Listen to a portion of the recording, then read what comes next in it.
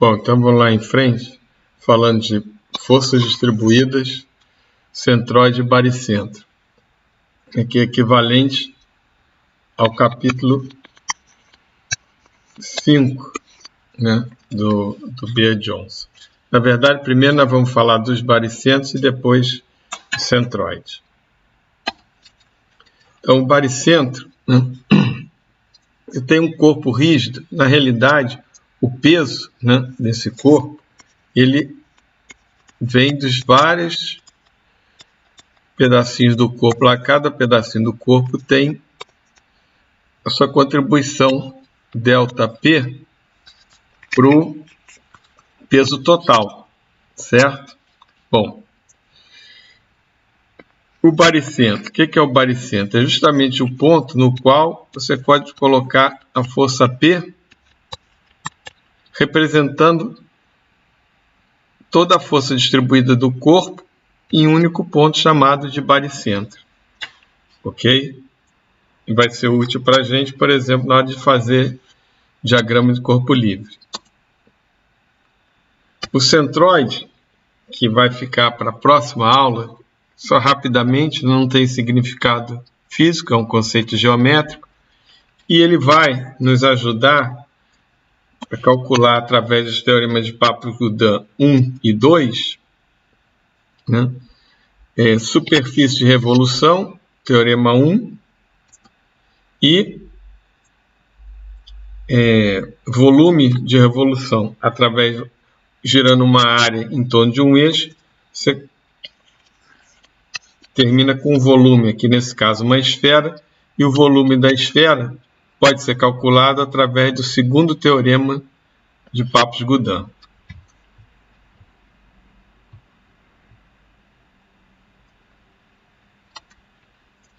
Bom, como sempre, a gente vai começar pela mais simples, né? Começar com os corpos bidimensionais, né? Quando uma das dimensões é muito menor do que as outras duas, né? No caso de uma placa, a espessura da placa é muito menor do que a sua largura e do seu comprimento, H, por exemplo. Ok? Então, placas e fios contidos num dado plano são corpos bidimensionais. Após calcular baricentro, vamos passar para o cálculo centroide dessas figuras planas e aí sim usar o teorema de Papert-Godin para determinar áreas e volumes de revolução. Ok? Vamos lá. Finalmente, lá no finalzinho do capítulo, vamos passar para os corpos 3D. Tá? Isso é lá para frente, ainda tem um tempo para chegar lá.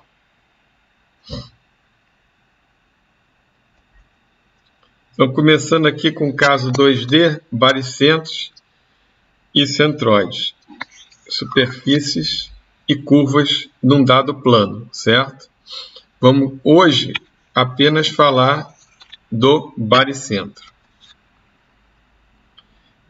Então, o item todo 2D, além do baricentro, que é hoje também chamado de centro de gravidade, depois a gente vai ter o centroide e, finalmente, os momentos de primeira ordem, que são definidos assim. O momento de primeira ordem, ou momento estático de um elemento de uma superfície plana, como mostrado aqui na figura, esse elemento dA, tem um momento de primeira ordem em relação ao eixo y, por exemplo, dado por...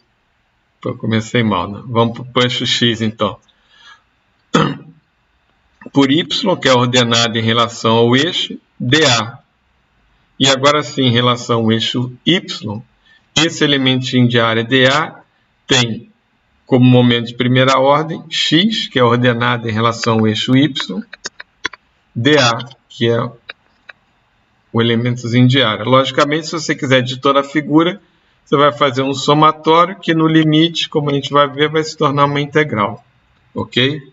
Mas já adiantando, todos esses momentos de primeira ordem vão estar tabelados para a gente.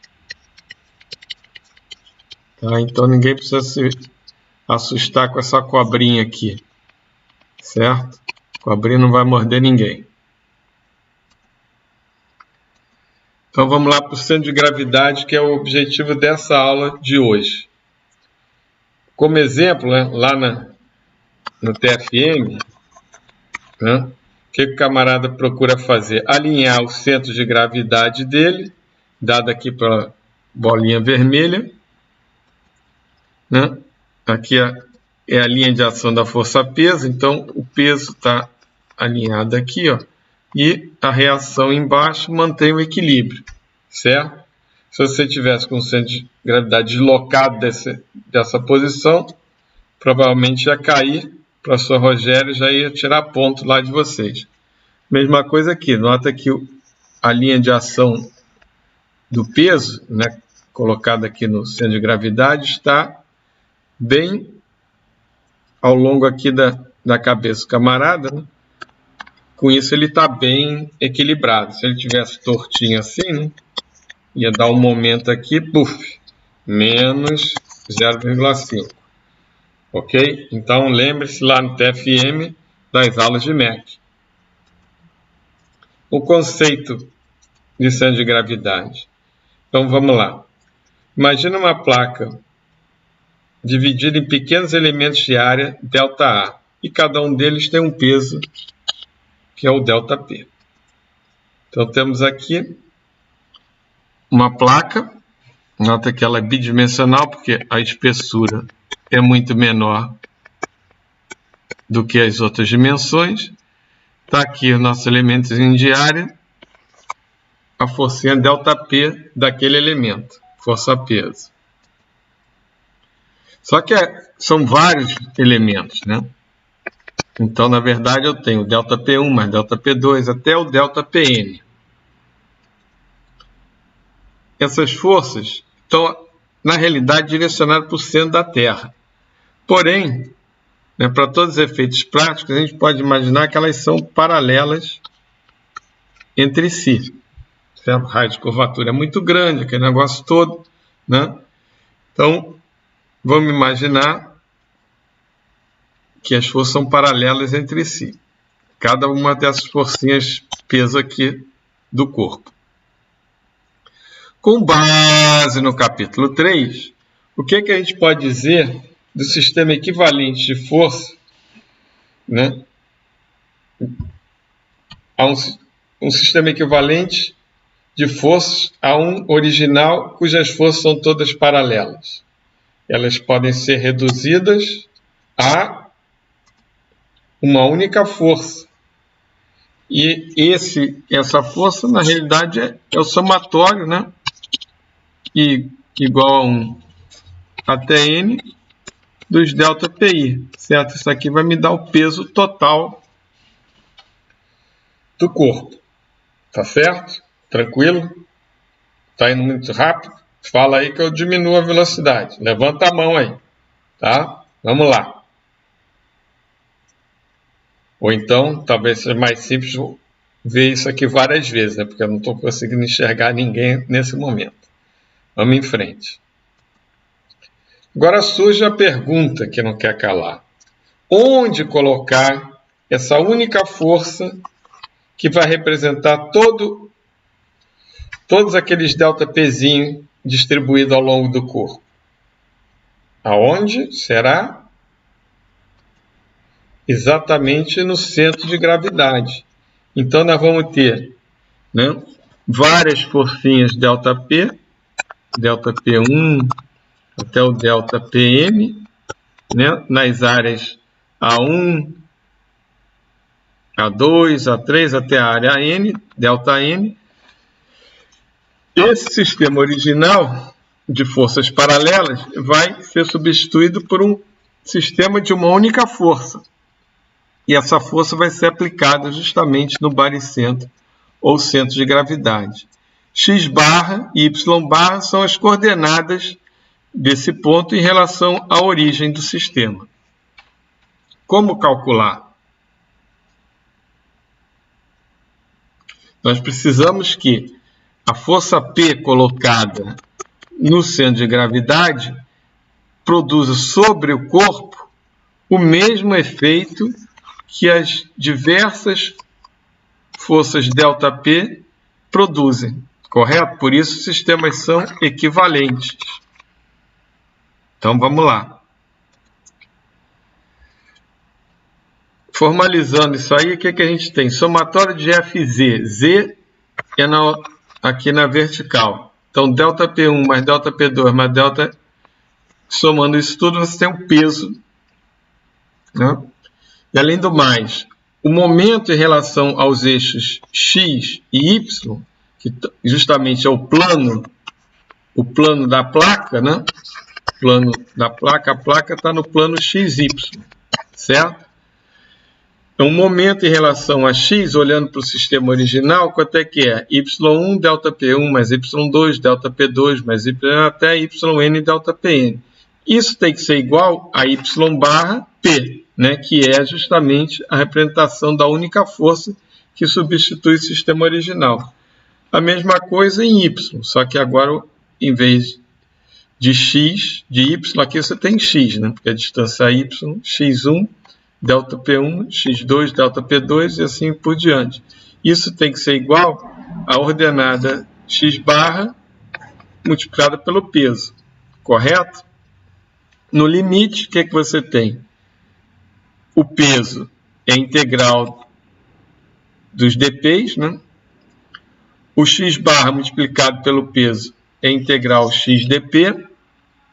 Y barra vezes o peso é a integral y dp. Essas são as equações que definem o peso e as coordenadas do centro de gravidade dessa placa aí em questão. Define está meio forte aqui, mas em todo caso, vamos lá. Ok? Então, essa é a nossa teoria básica.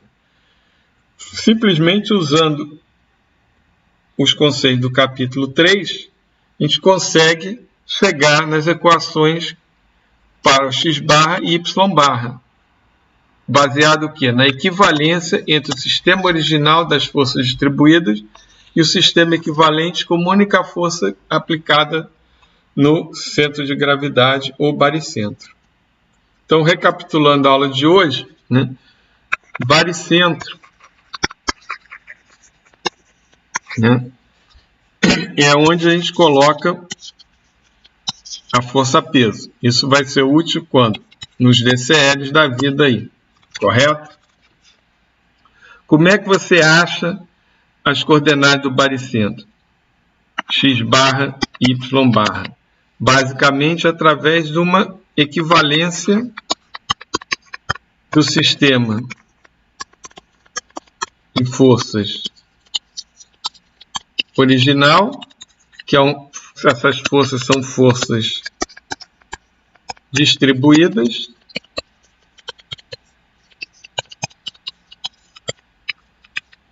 com o sistema representado por uma única força, que é a força P, que é justamente o somatório das contribuições ΔPi. E colocada onde? No centro de gravidade, ou baricentro.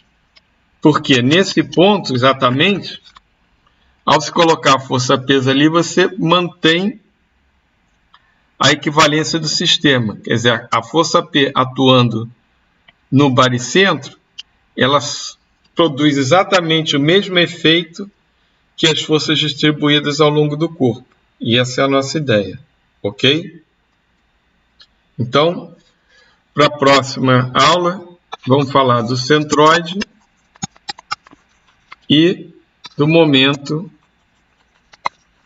de primeira ordem. É isso aí. Pensai-vos, estudai-vos e qualquer coisa, manda uma pergunta aí. Se cuidem.